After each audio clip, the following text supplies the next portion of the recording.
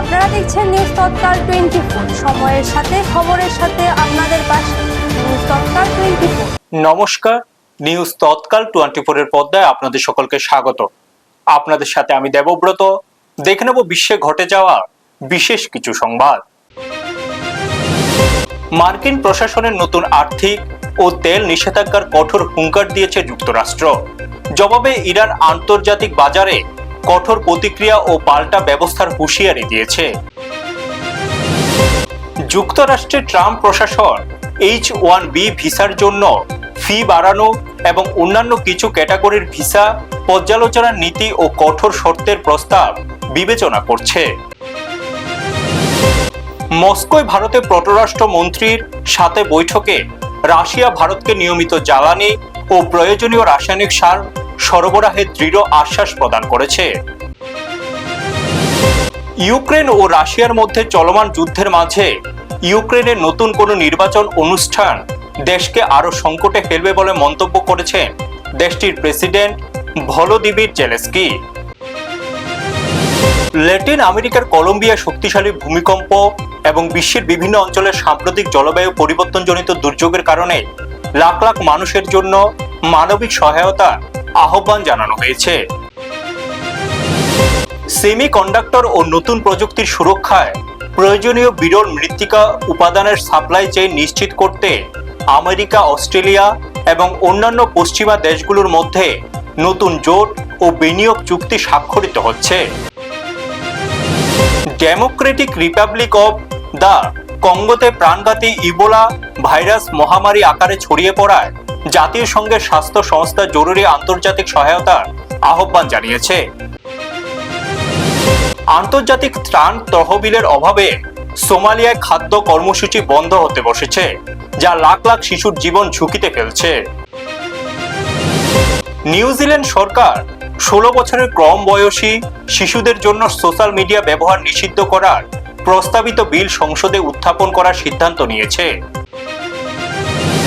কারিগরি ও নির্ধারিত শর্ত পূরণ না হওয়ায় চীন তাদের সাম্প্রতিক পরিকল্পিত চাঁদে পাঠানোর মিশন পিছিয়ে দিয়েছে।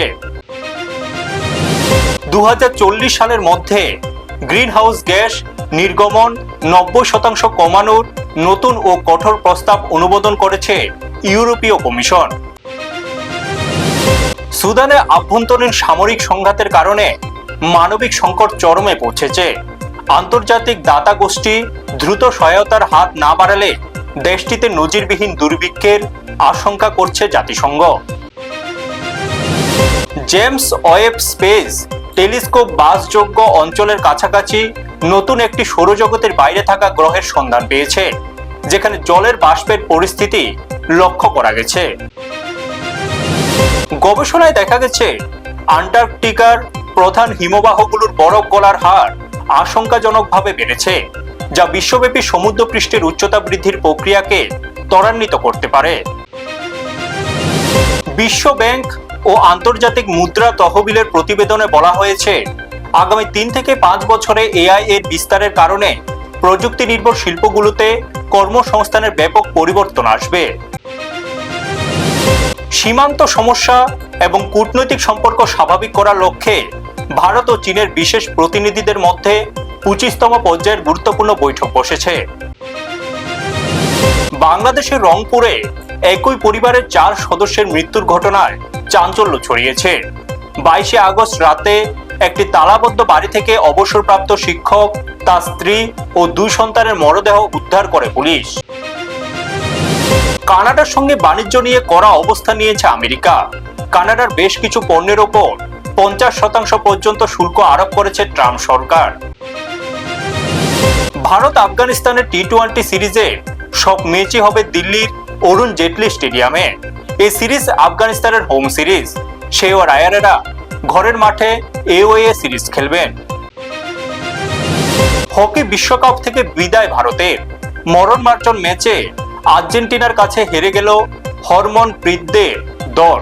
আপনারা দেখছেন নিউজ তৎকাল 24।